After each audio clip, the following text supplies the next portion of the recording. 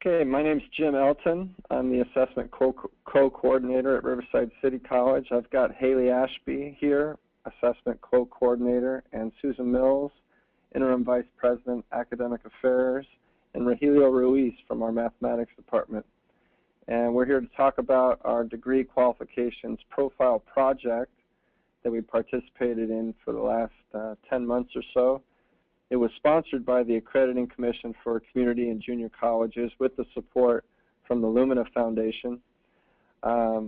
We met monthly to discuss what it meant to achieve learning in 5 different areas of learning and how it might apply to some of the work that we're doing on campus. We had directed activities where we developed an understanding of these different areas of learning. A lot of those activities were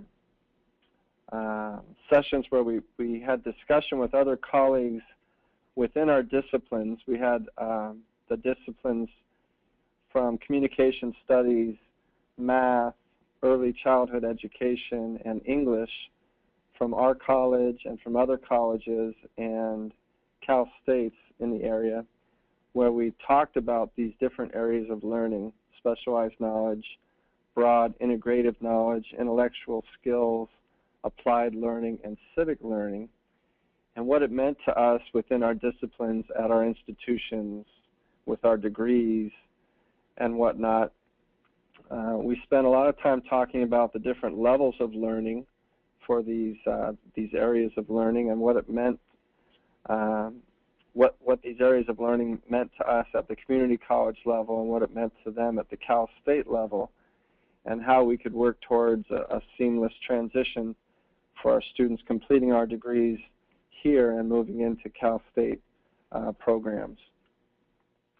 And then finally, we talked about the threshold concept, and we had some training in the threshold concept, and it was kind of an eye-opener for a lot of us with our degrees and how they fit, how our courses and the threshold concept within our courses fit into the threshold concepts within our degrees and our Gen Ed program also.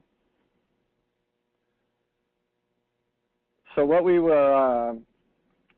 realized during the project was that we had done a lot of work with our Gen Ed program. We had done a lot of work with our discipline-specific associate degrees for transfer and some of our areas of emphasis, some of our other degrees. And not totally, but somewhat in silos where we focused strictly on the different pieces of the degree instead of the degree in its entirety. And we saw a lot of the learning that a lot of the things that we were going through in the workshops opened up our eyes to the idea that we needed to focus more on the alignment of our degree level outcomes with the work that we were doing in this DQP project. We had just completed a revision of our Gen Ed SLOs. We originally wrote Gen Ed SLOs in 2006, and we had just completed a revision of those Gen Ed SLOs into basically 4 core narratives describing our Gen Ed program. And when we were thinking of the 5 areas of learning that I showed previously, we thought, well, that might have been interesting to see and be a part of before we revised our Gen Ed SLOs. First thought was that we missed the boat there.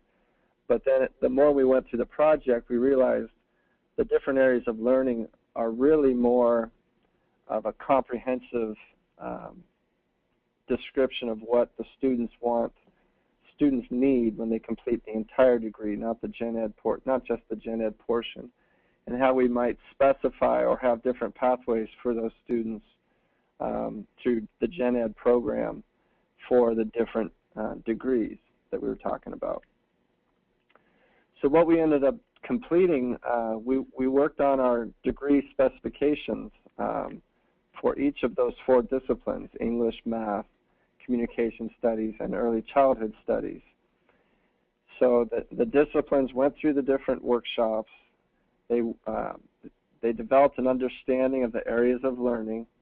They developed an understanding of a more in-depth understanding of their specific associate degree for transfer and our Gen Ed program, and started to think of it in its entirety and the degree that they were working on. So we thought it might be a good example to show you mathematics as an example of what we completed. We started with the purpose for the degree, and what you might think of this, these next few slides, 6 or 7 slides, this is basically a 2-page handout or a 1-page front and back handout that describes the mathematics degree, and what we call here is the associate degree for transfer. And this is a promise to the students that they finish this degree pattern, they'll receive admission into a Cal State system in the area with a major of mathematics. So we want to make sure they're getting everything they need here, and then it's a seamless transition into their math major at the Cal State.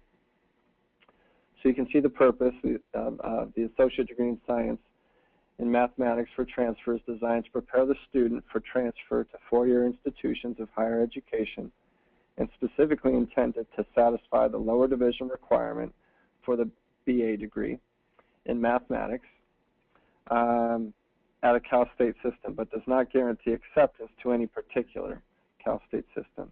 It will also provide the student with a sufficient academic basis from which to pursue other education for a career in mathematics, statistics, actuarial sciences, and education. And then we move on to describe to the students what the characteristics, what this will look like for a student. Students must successfully complete 3 semesters of calculus, along with differential equations and/or linear algebra with options in mathematics and C++ programming. We did spend a session during the project working on career pathways and considering career pathways and the importance this holds for the students to understand. This is what they may be pursuing. These are the different opportunities that they should understand they're working towards.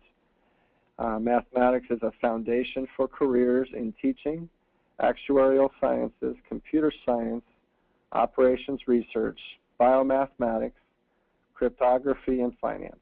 Mathematics is a key element in careers in the sciences, business, manufacturing, communications, and engineering.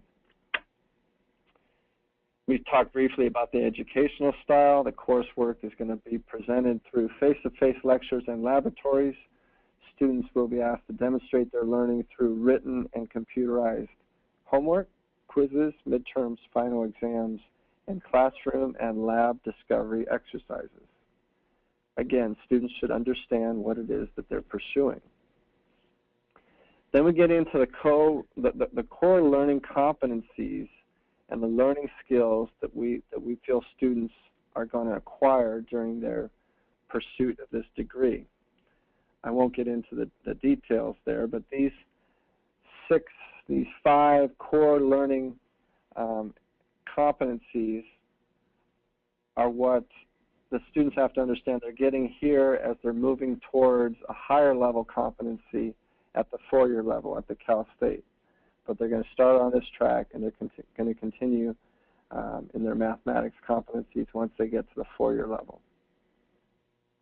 At this point, we get into the different 5 areas of learning and what it means specifically to a mathematics student. Students acquire, for specialized knowledge in mathematics, students are going to acquire depth of learning mastery in specific competencies within the degree program. Students are able to reason mathematically, both abstractly and computationally, create and analyze mathematical models. The next important area of learning is broad integrative knowledge. Students have to recognize that they're going to study a breadth of fields to acquire competency in differentiating and integrating approaches to creating knowledge and solving issues. That's not just going to come from a single mathematics course, but upon completion of the entire degree, including the Gen Ed program, Students are going to be able to use the symbols and vocabulary of mathematics to solve problems and communicate the results. The next area of learning that we jumped into there are the intellectual skills. And this is, an easier fit for mathematics. Certain intellectual skills are needed by students to effectively complete college studies and negotiate various life challenges. These include analytic inquiry, use of information resources, engaging diverse perspectives, quantitative fluency, and communication fluency. And they should be able to demonstrate qualitative literacy and the ability to use graphical, symbolic, and numerical methods to analyze, organize, and interpret data. We spent a whole day talking about applied learning, what this means to the student, what this means to their learning. It's critical lifelong learning skill for students to bring experience from outside the classroom to bear on classroom instructional material, and also to bring classroom material out into the real world to expand the options for addressing real-life issues.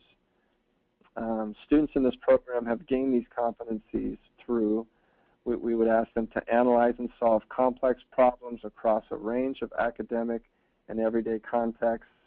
And in mathematics, why do we learn math? Are we ever going to learn math again? This is one of those core conversations we have with students where we show them real-life situations and how we take assignments out into their real world, and we ask them to bring their outside real-world experiences into the classroom and delve into the applied learning concepts. And again, we had an interesting session where we learned about civic learning and what it meant to our students and our different student populations within the different disciplines that were there. But in general, students are preparing over the course of their studies to become responsible and ethical contributors to civic society, local and globally, through their work, service, and community activities. Students develop an understanding of and acceptance of each person's ability or obligation to contribute to the community. And the learning includes interpret and use data effectively in decision-making throughout their life, locally and globally. And we did discuss briefly some institution-specific learning,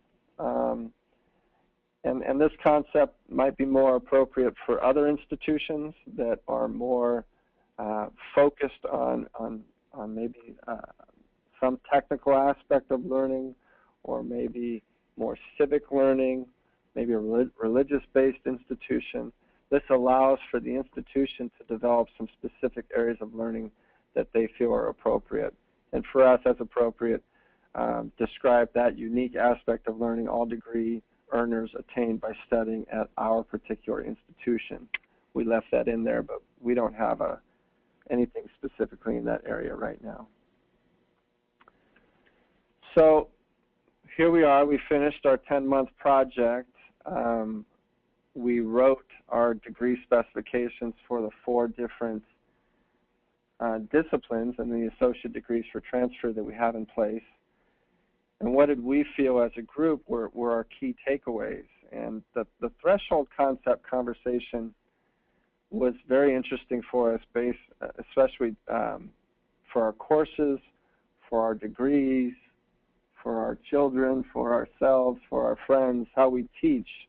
The idea that there's some core threshold concepts in every course and every degree that need to be examined and presented to students in that way, so that and project-based learning really teaches towards that threshold concept. It really delves deeper into a threshold concept instead of just teaching the 16 chapters worth of material and providing a test for every single issue that you see in the book without really focusing on the threshold concept. We decided that project-based learning would be more appropriate in these degree programs, especially if we think about the degree in its entirety and the degree-based learning in its entirety, and how this teaching in a single course and the focus on this teaching, this threshold concept in a course, and it's explained to the student that it's a threshold concept for the degree, that it's got an application to their degree-based learning, and it's going to affect them both personally and professionally as they complete this degree. Another issue we discussed in detail is that behind it all, throughout it all, above it all, below it all, whatever you want to describe it as, the institution has learning outcomes, and we've got student service areas, college goals that weave throughout all of our degree learning outcomes. And these need to be considered as you're developing a degree specifications for a particular discipline. And collaboration is needed. We enjoyed having the collaboration within our discipline at the workshops. We also enjoyed having it across or with the discipline at the Cal State level. We recognize the importance of having this conversation with our counseling faculty and discipline statewide, and what it means, the different areas of learning and the competencies involved at the 2-year level, at the 4-year level, and at the master's level. And then you've got to make sure and explain it to your students. This is basically an agreement or a contract or an outline of record for the entire degree, and it should be student friendly. A student should be able to understand in the catalog what it is you're promising them with this degree specifications. So what does it mean for RCC in the future? We recognize that we have a general ed student learning outcomes. We have a gen ed program. We have a cafeteria list of courses in different areas, and we have unit requirements for the different areas. But for an English degree or a math degree or an early childhood studies degree, there's probably a recommended pathway through our gen ed program.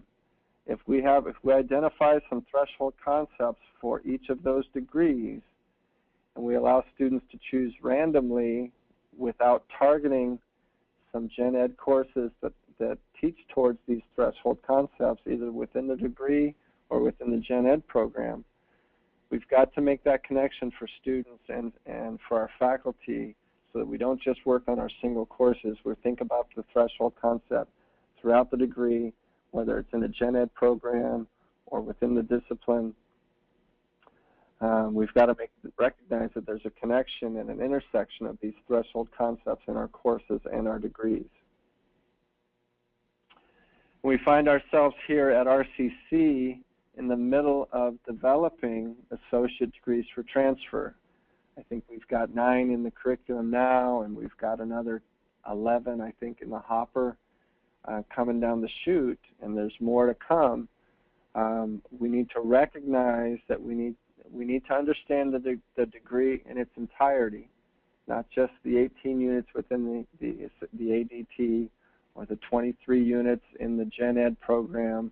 We have to think of them in their entirety and what that means towards teaching to the degree specification framework that we're developing.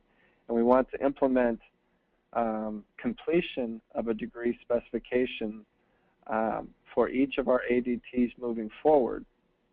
This will require training within the disciplines, training across the institution, and recognizing how everything is a different piece to the puzzle.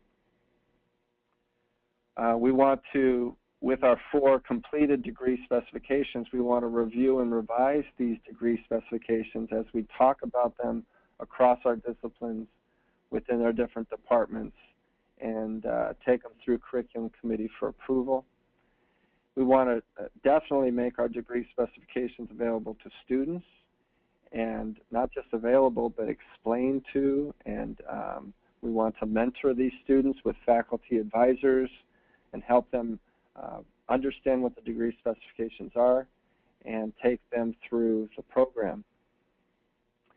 And this also comes at the same time as we're developing pathways initiatives we have a Pathways Initiative project where we're working with students and creating cohort-type pathways for students as they move through some of our coursework and our degree programs.